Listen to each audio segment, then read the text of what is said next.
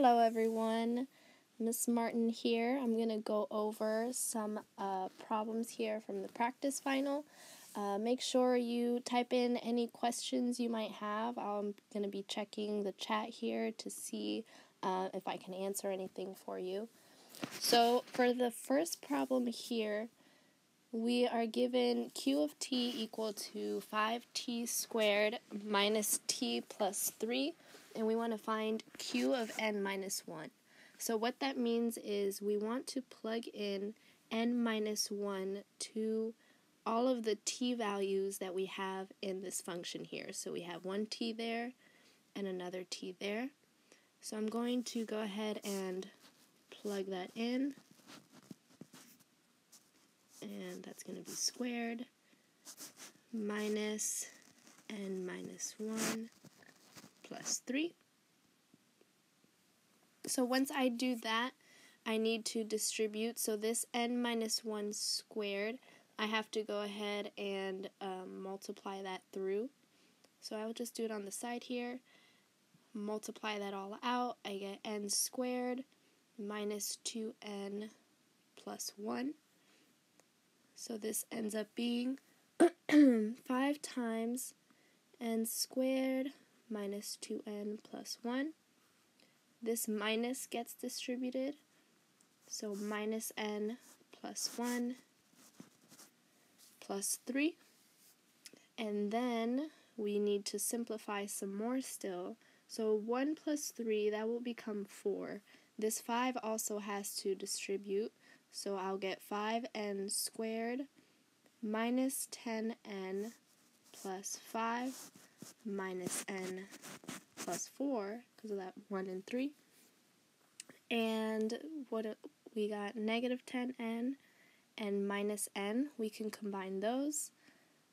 So that's going to become negative 11n, and plus 5 plus 4 becomes plus 9. So that is our solution here. Alright. So we have that first problem down. That's a composition of functions. We're plugging one function into another function. The next question here, number 2, asks to find the period of y equal to negative 3 tangent 2x minus 3. So to find the period of tangent, we need to find pi divided by the absolute value of b.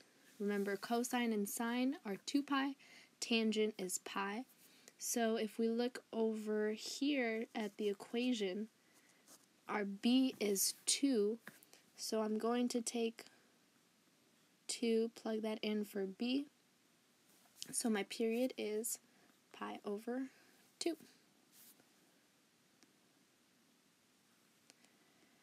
Number 3, we want to find the equation for this function.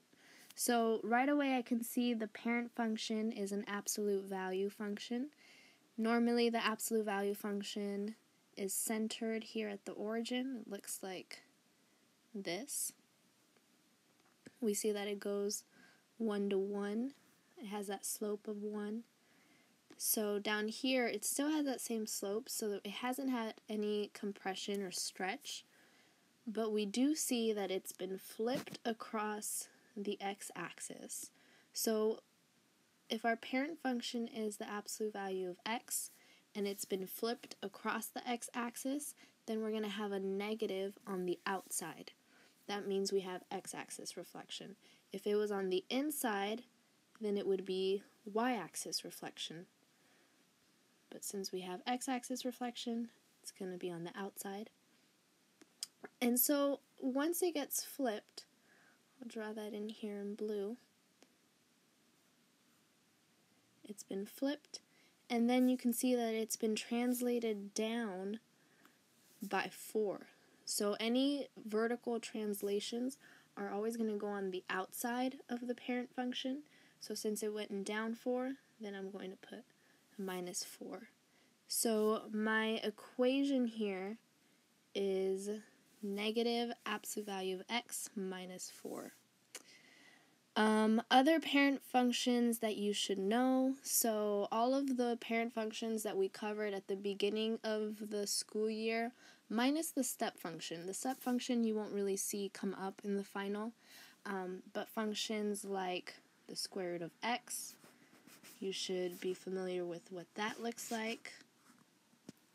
Functions like x cubed, looks like that. X squared, like that. What other parent functions do we have? 1 over x. That's the one with the vertical asymptotes. That looks like that. I know I'm missing some other ones. What other ones? I can't think of them off the top of my head. I'll remember what the other one is. Just give me a second. Let me go on to the next one while I try and remember what the other parent function is. So we have here, simplify the expression 1 over sine squared minus 1. So what we want to do is we want to use our trig identities in this case. 1 over sine squared, I can go ahead and change this. There's a couple of ways that we can change this. If I see that there's a minus 1 there and there's a square here, then I'm probably going to try and use a Pythagorean identity. So what I can do is 1 over sine squared is the same thing as cosecant squared theta, because you just take the reciprocal. And I just remembered, duh, the other parent function, we have the linear function, and we have the constant function. The easiest ones, how could I forget those? So that's when you just have a horizontal line with a number there. Okay, so those would be the parent functions that you should be familiar with and be able to transform, or if I give you the graph, you should be able to figure out what the equation of it is. Okay, back to our other function, our other problem here. So cosecant squared minus 1. So from here you just want to look at your trig identities. So we have the trig identity that says 1 plus cotangent squared theta is equal to cosecant squared theta. So all I need to do is subtract this 1 over here, and then I know that cotangent squared is equal to cosecant squared theta minus 1. So that is my simplified expression here. I see here quartic. No, you don't really need to be familiar with the quartic parent function. That won't come up, and I don't think, no, that wasn't one of the parent functions that we covered in the beginning of the school year, so you don't need to worry about the quartic function there. Okay, sorry, I'm reading the comments here and trying to multitask. But keep putting in questions. If something comes up and you want to know something, write it in and I'll answer your questions. So number 5 and 6, we have this function here, a parabola. It's one of our parent functions. And we want to find the domain and the range of the function. So domain is always the x values or the outputs. I see that this function here is going to continue in both directions that way. No matter what x value I pick, somehow, even if I'm way out here, somehow one of those x values is going to have a y value as this parabola continues. So that means our domain is going to be all real numbers. So you can write it like this. You can write it in interval notation. That's a little comma there in between. So from negative infinity to infinity, or you can write it using our less than signs, like that. If we're talking about domain, you want to make sure and have an x here, because we're talking about the x values when it comes to domain. So all of these would be correct answers for the domain.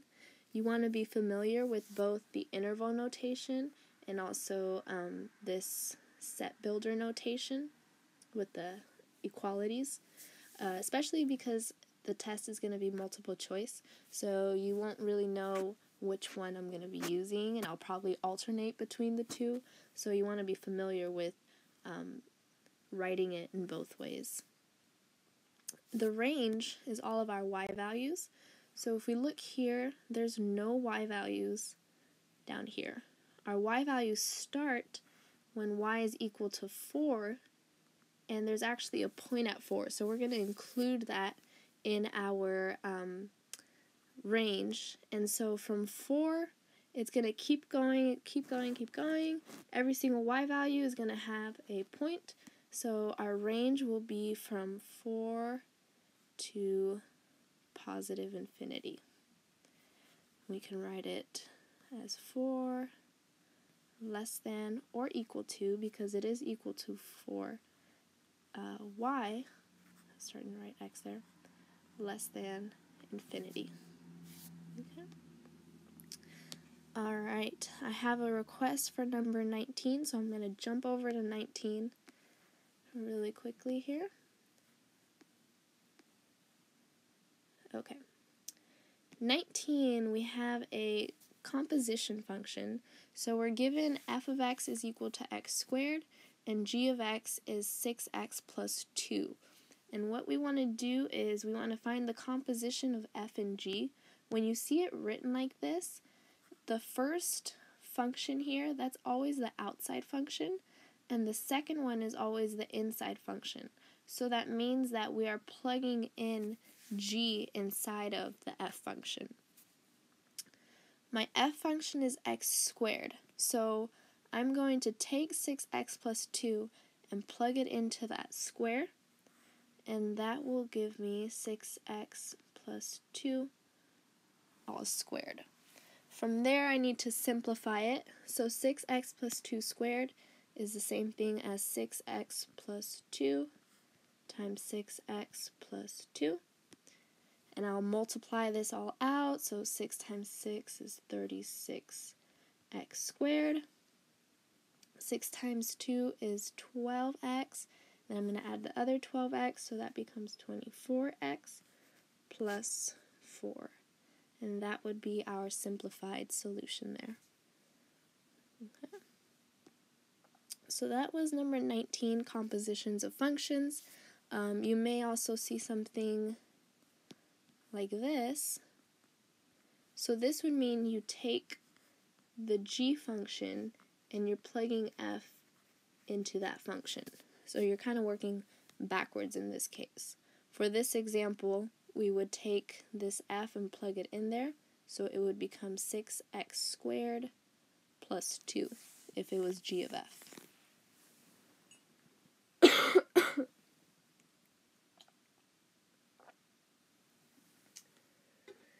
Okay, so I'm going to jump back, make sure and let me know in the comments if there's any other problems that you want to see. Number 7, we want to find the inverse of the function f of x is equal to 2x minus 1 divided by x plus 3. So anytime you're trying to find the inverse of a function, you want to switch switch the x and the y. So our y in this case is f of x. They usually just mean the same thing, right? So that's a y. And we'll switch it so that becomes an x, and all the other x's now become y's. So we've switched our x's and our y's. You're welcome, Jaden. Just saw the comment there. And now we want to solve for y. So that's always what we want to do when it comes to inverse functions. Switch the x's and the y's and then solve for y.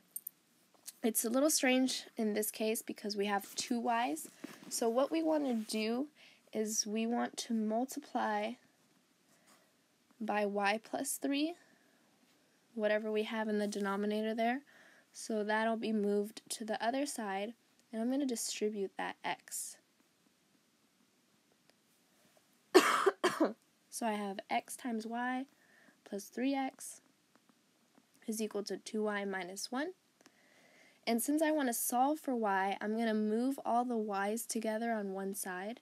So that 2y, I'm going to subtract it to this side. And anything that doesn't have a y is going to get moved to the other side. So that 3x is going to be subtracted there.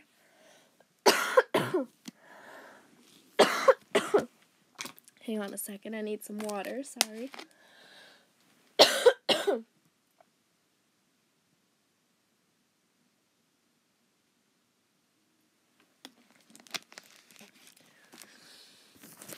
Okay, I'm back. So we subtracted the 3x, and there's already a minus 1, so there we have that. And we just need to go ahead and factor out the y. Okay.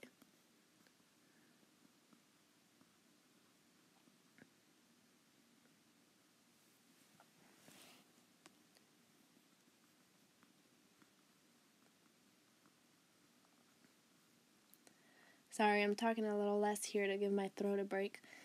So I factored out the y to finally get y by itself, and then just divide by x minus 2, and that is our inverse function, and we can label it as such.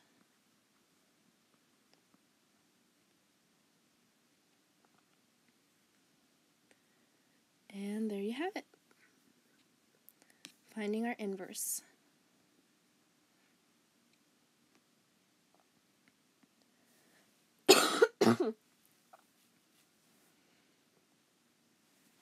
Alright, number 8, we are going to simplify cosine x over cotangent x. Oh, I see a question here. Do we have to verify the inverse?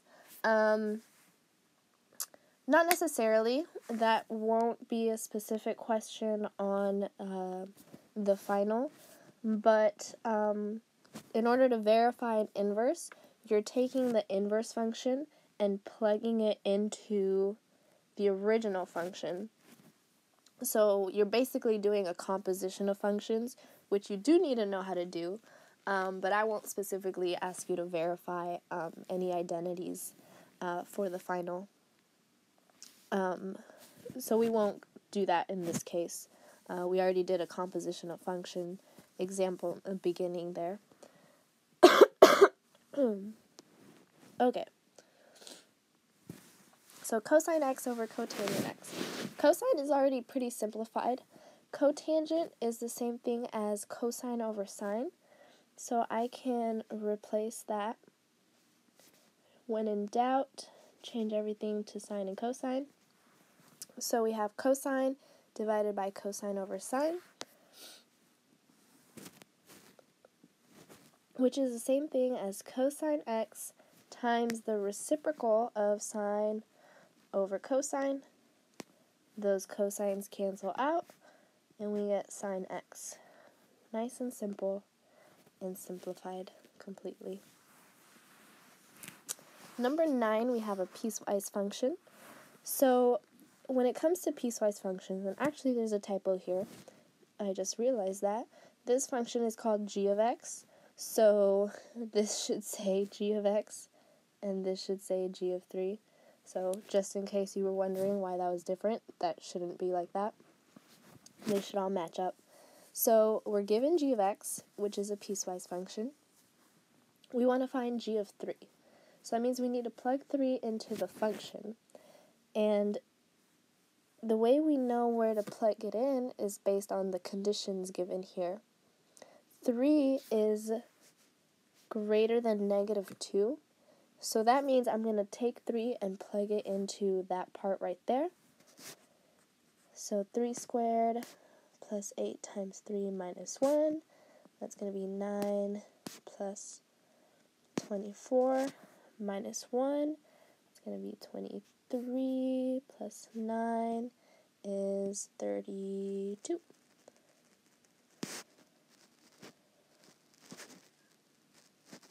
And that would be our solution for this one. If it was asking you to find g of, I don't know, let's say negative 4, then you would take that and you would have to plug it into this equation here, because that's all the x values that are less than -4. No, you won't have to graph any piecewise functions. You won't be graphing anything for the final other than explaining how to graph a sine, cosine, or tangent graph in your paragraph form. So no, you won't be graphing any piecewise functions, but you will need to know how to plug into piecewise functions. Lastly, if I wanted to know what g of -2 is, well then we would look at this equation, and we see that that's just a number, so g of -2 is just -10 in this case. Number 10, we want to find the radius of a circle, the radius of a circle is 5, so we already know the radius. We want to know what is the length of the arc that subtends an angle of 13 pi over 20 radians. So we need to automatically go to that arc length formula. So S represents arc length. That's a weird arrow. There we go. So that's our arc length, radius, and that's the angle. So since we want to know what the arc length is, we're trying to solve for S. We know that the radius is 5, and our angle is 13 pi over 20. So we can multiply those together. Let's see, this 5 is going to simplify with that 20. We can cross simplify it, and we get S is equal to 13 pi over 4. With these problems, you want to always double check and see what the units are. In this case, there are no units. The radius is just 5, so then our answer is just 13 pi over 4. And that is the measure of our arc length. Alright. Number 11. I'm still okay. I'm still surviving here. So we're dividing this polynomial by x minus 2. So I'm going to go ahead and do synthetic division just because I know that I can do that when I have this form that looks like x minus k. And always think opposite. So if it's x minus 2, I'm going to put a positive 2 in my little corner there. And then I'm going to put all of the leading coefficients of my polynomial. So I have 1, -3, -5, and then notice here we're jumping straight from x to the 4th to x squared. So I need to put a 0 here to take care of my x cubed term. And then 29 and -4.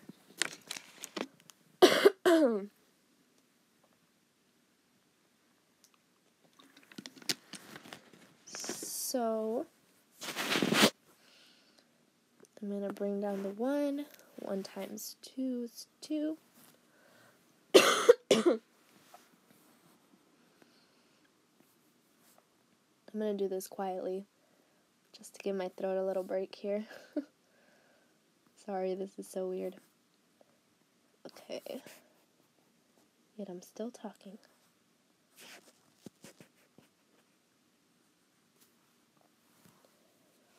Alright, now that I've divided here, my answer is going to come from this bottom row.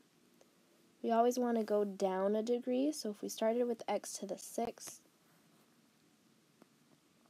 I'm going to have 1x to the 5th minus x to the 4th minus 7x cubed minus 14x squared plus 1.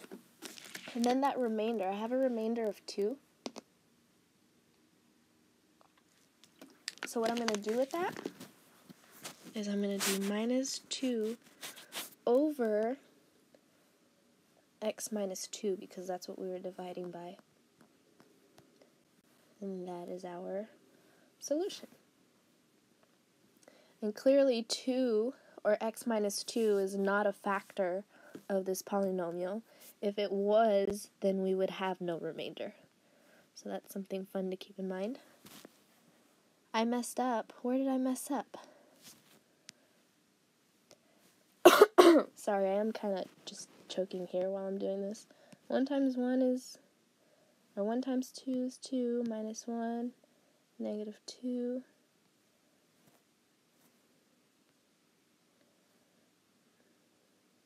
I forgot a 0. Where did I forget a 0?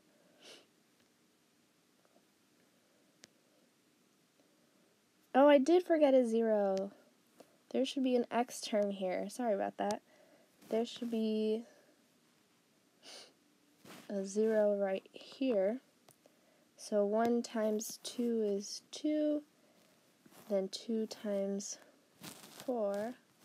Oh, wait a minute. Now, it is a factor. Okay. Cool.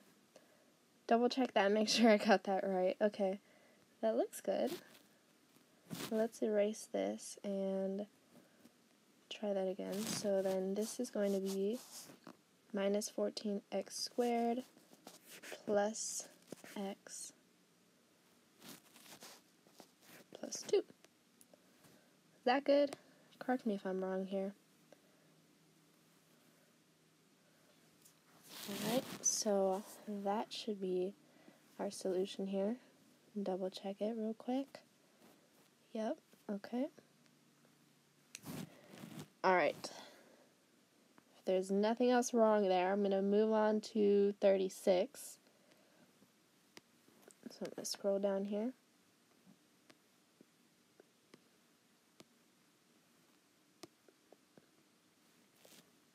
Alright.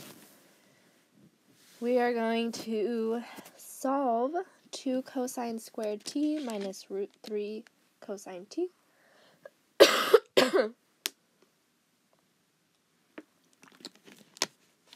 see there's a cosine in common, so I'm going to start out by factoring that out.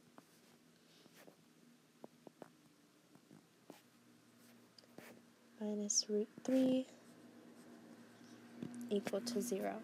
So once you do that, we have a 0 on the other side. So now all we have to do is set each of these equal to 0. So we have cosine t equals 0 and 2 cosine t minus root 3 equals 0.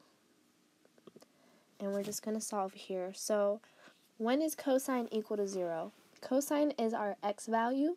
So if you look at the unit circle, that's going to happen at pi over 3 plus 2n pi, because if you look at the question here, it doesn't say on the interval like it does up here. So we want to make sure and add 2n pi. And where else does it happen here? 5 pi over 3 plus 2n pi. So that's 2 of our solutions from that side. On the other side here, I'm going to add the root 3 and then divide by 2. So cosine t is equal to positive root 3 over 2. So we're looking for positive x values since cosine is the x value. That's going to happen at pi over 6 plus 2n pi and at 11 pi over 6 plus 2n pi. So in total we have our 4 solutions here. Always try and factor. Whenever you can factor, that's going to be the best thing, especially if you have 0 on the other side, because then you can just set each of those equal to 0 and solve from there. Okay, let's, I'm going to jump back here. Remember to let me know if you have any other questions you want me to get to. I don't know how long my throat is going to survive this, probably another 10 minutes, 10-15 minutes. So if you want to see a question, let me know. Back to number 12, we want to write an equation of the function that is graphed below. So looking at this, there's no specific, they didn't tell us if it's sine or cosine, so it really could be either one of them with whatever transformations we can come up with. But if I look at this here, I'm going to start without a phase shift, so where 0 is, and I can see that from that center point there, it goes up, middle, down, middle. So I'm going to say this is a sine function because it's following that pattern. And we're going to do our transformations based off of sine here. Sine normally has a period of 2 pi, and I see here that this whole cycle here of a period ends at 2 pi. It starts from 0, ends at 2 pi. So our period is 2 pi. You can also measure your period by measuring the distance from our 2 highest points, and that would give us a distance of 2 pi. So that's another way to check your period. So that's that, and then we don't have any b in that case because our period is 2 pi. We don't have any vertical shift because I can see that my midline is here at 0. So I know I'm not going to add or subtract anything, but I do see that normally sine goes up to 1 and down to -1. So it has been stretched. So that means that my amplitude has changed from 1 to 2. So I'm going to go ahead and just put that 2 right in front. There's no reflection, there's nothing else there, so that is our equation. Okay. Do you use of the sum and difference formula for number 33? Okay, let me jump down to number 33.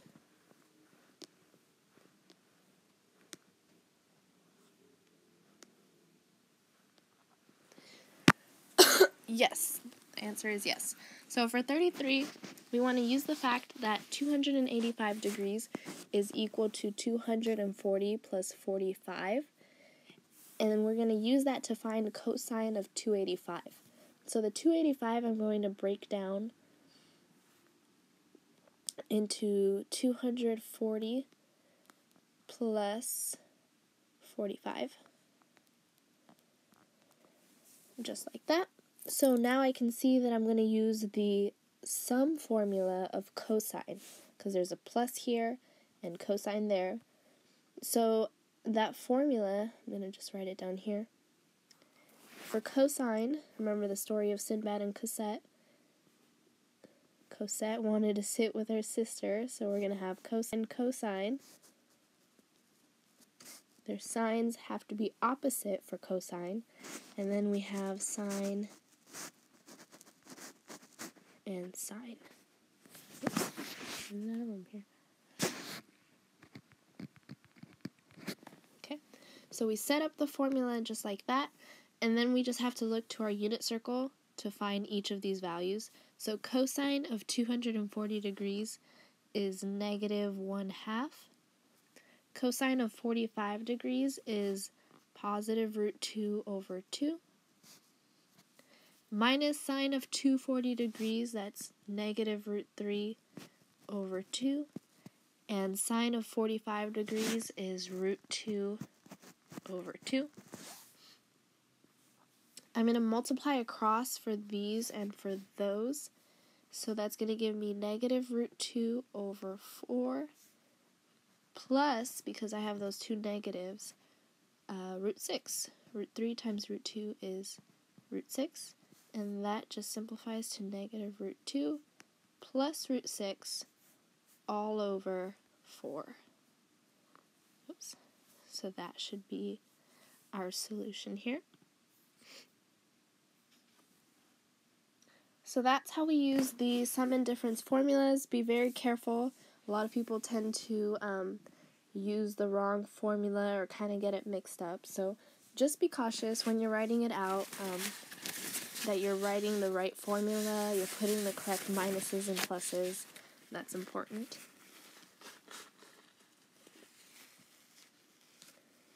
Okay, see number 17 and 28. Well, let's just do 28 here since we got it right in front of us. So determining end behavior of the function has to do with our leading coefficient. So you always want to make sure that the polynomial is in order by degree. Once you have that, you want to look at the leading coefficient and the highest degree. You want to see if it's positive or negative.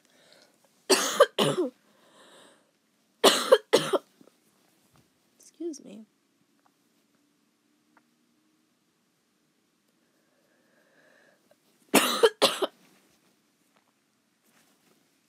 And then you want to decide if it's odd or even.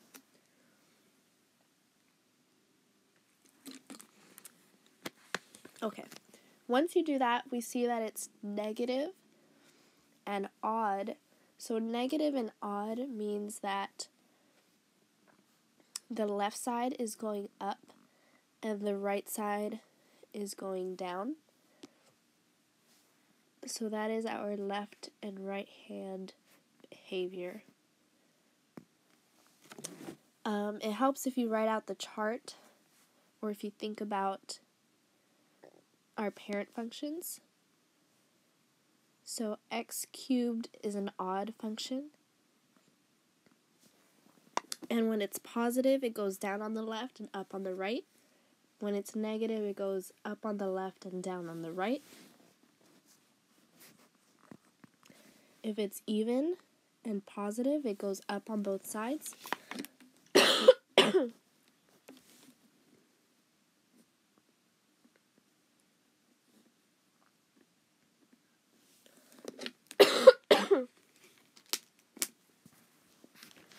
And then negative and x squared, negative squared is going to go down on both sides. Okay, I'm going to take a pause real quick and get some cough lozenges for me. So hold on 1 second.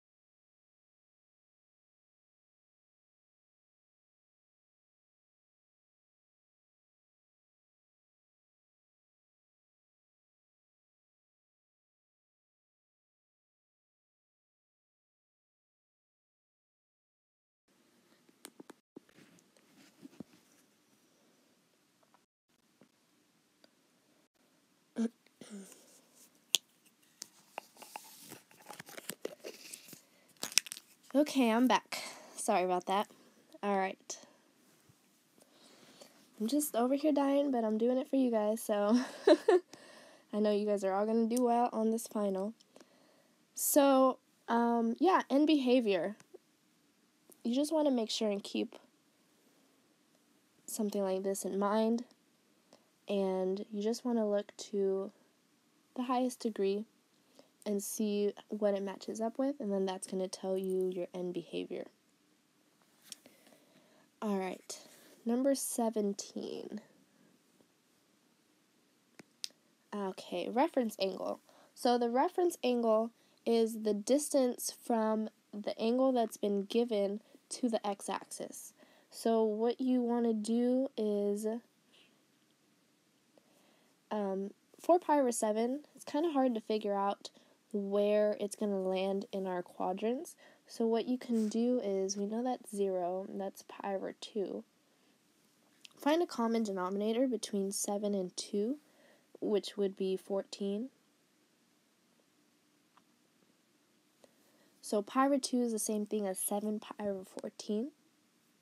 4 pi over 7 would be 8 pi over 14. So we know it's past this first quadrant, and it's going to be right over here.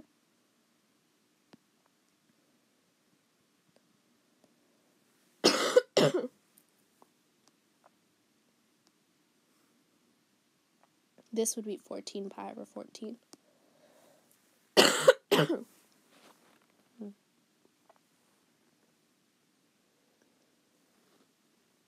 So we need the distance from this angle here to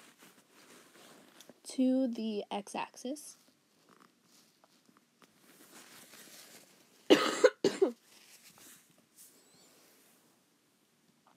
And so, to get from 8 to 14, we just have to add 6, right? So our reference angle will have to be 6 pi over 14, because it's that distance from the 2 there.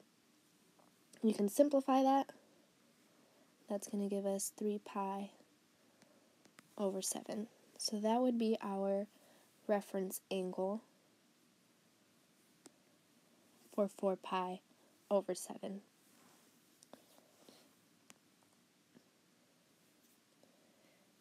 Okay. Number 34. Let's jump down here.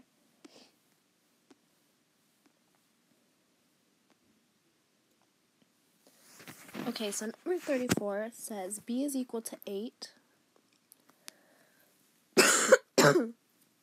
and c is root 95.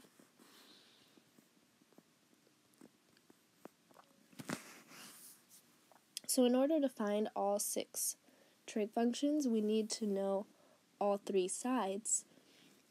So I'm going to use Pythagorean's theorem here.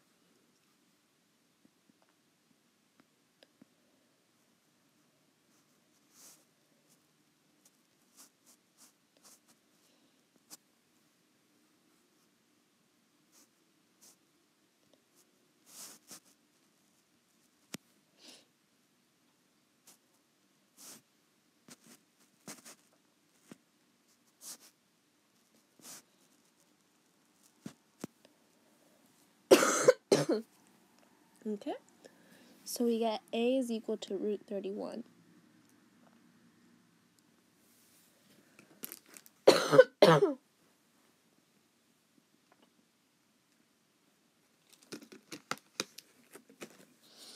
Okay, once we find that, we can find all the 6 trig functions.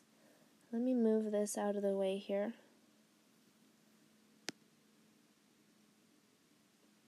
I'll just scoot that there. So, to find sine of theta, our theta is down here. So sine is opposite over hypotenuse, which would be 8 over root 95. We need to rationalize this, so I'll multiply by root 95 to the top and the bottom.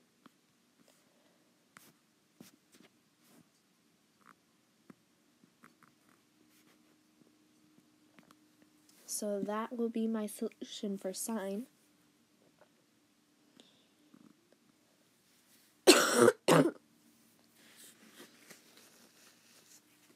Alright, cosine is adjacent over hypotenuse.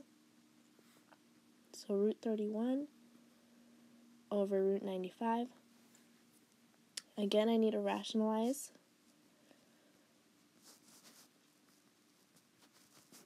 So in this case, I have to take, I have to take my calculator out here and multiply 31 times 95, because we can multiply with the roots here, and that is going to give me 2945. That is all square rooted. So I'm going to double check. I don't know if that's a root or not. 2945 is not a perfect root. I should have known that. But we do want to see if we can simplify it. So what we want to do is take that number, 2945, divide it by some perfect squares. Like I'll start with 25 just in case because it ends with 5. If that doesn't work, we can try things like 4. So 2945 divided by 4 since it's a perfect square. That doesn't work. I'll try one more just in case. So 2945 divided by 9 still doesn't work. So I don't think we can simplify this. So I would just leave it like this. Let's just try 2945 divided by 16. When in doubt, just try those first couple of roots. If none of those work, then you can just leave it like that. So that would be our solution here. Tangent is opposite over adjacent. So that's going to be 8 over root 31. Rationalize.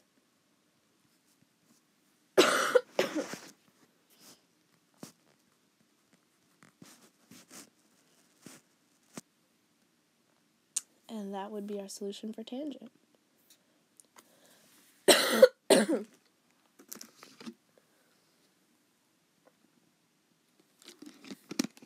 Okay.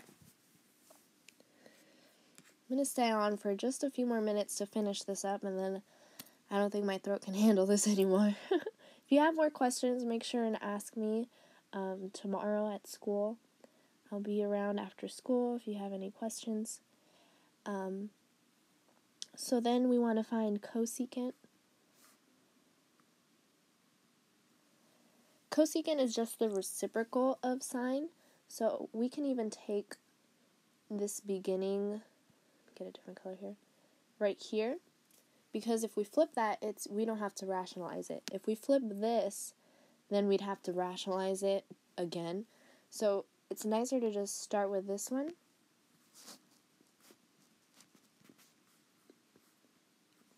So then we just get root 95 over 8. Secant is a reciprocal of cosine. So I'm going to flip this, which we're still going to have to rationalize anyway.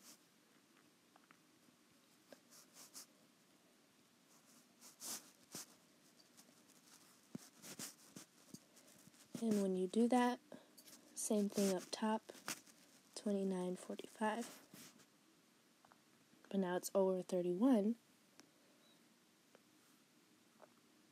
And lastly, cotangent. Flip this, root 31 over 8. Okay, so that is that problem. I'm going to post the rest of the solutions for this sheet so you can look over them. Let me know if you have any other questions. This video is going to stay on the channel here so you can go back. I'm sorry about my coughing, skip through that, and then look at any of the problems that I've already done if you want to see the solutions again. Okay? Hopefully this was helpful. My coughing probably wasn't too gross and distracting, hopefully. And yeah, happy studying.